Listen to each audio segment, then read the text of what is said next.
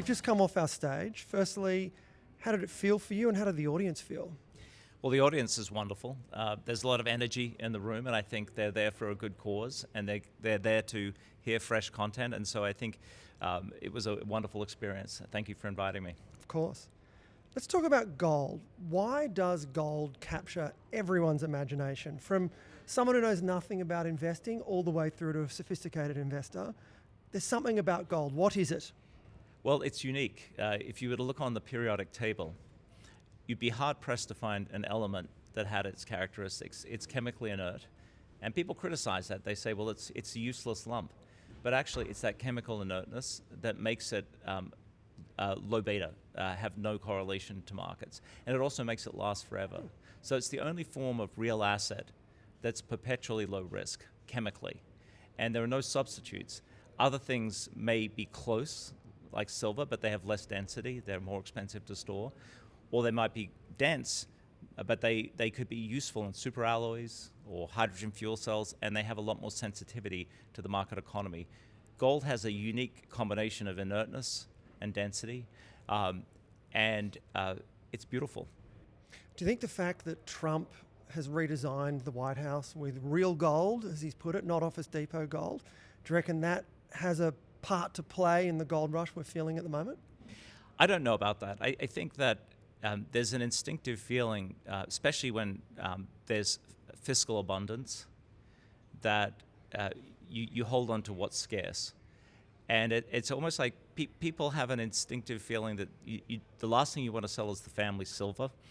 And people understand, I think, in an environment like this that has geopolitical risk and fiscal risk, that something as time permanent as gold just has a role, and it's instinctive. As a big investor in gold, what is the story of gold in your mind? Like if you had to tell the story, non-technical, what's the story of gold for you? So the story of gold for me is not that we own it because we have a prediction that it's going to price A or price B.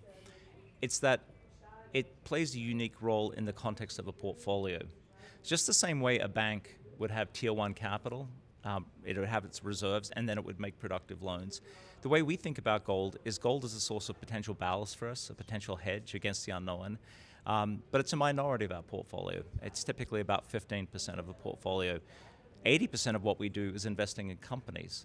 But it gives us peace of mind to have that ballast, knowing that there's uncertain events out there, whether they're fiscal, geopolitical, or bubble risk in certain subsegments of the market. Interesting. And when you say sort of, it's our peace of mind part of our portfolio, does that mean it's boring? Does that mean it's safe? Or, because it doesn't feel like, it feels like it's moving around a lot at the moment and up. Well, in my mind, mundane is often beautiful. When people bring a lot of focus to something and it becomes the object of speculative intensity, then often the risk reward becomes less attractive. And so, frankly, I would feel more comfortable if gold had less of a run-up.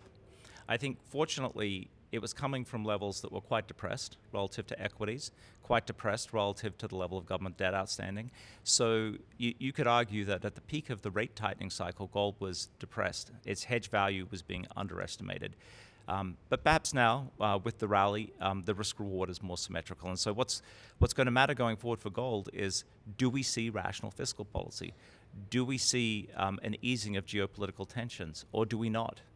And ultimately, what happens to gold and to equities is unknowable. But we do know from 100 years of history that owning both together is a more secure way of participating in the growth of human potential. We're seeing lines outside gold stores in Australia. I'm sure that's happening globally as well. You'll tell me if it's not. I look at those people and I think they're late to the party on gold. What do you think? The honest answer is no one knows. I think they're responding to an instinct.